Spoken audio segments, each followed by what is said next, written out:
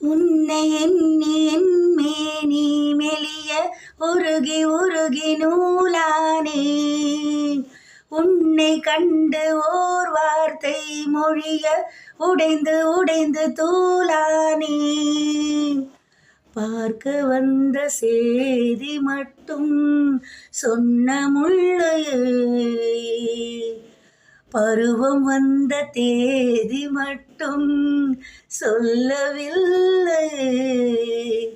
நீ பார்வையில் காதலன், பழக்கத்தில் கோவலன் சொல்லவில்லையே.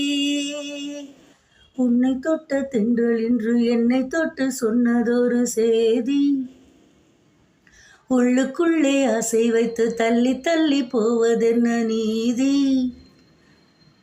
பேச வந்தேன் 100 வார்த்தை, பேசி போனேன் வேறு வார்த்தை.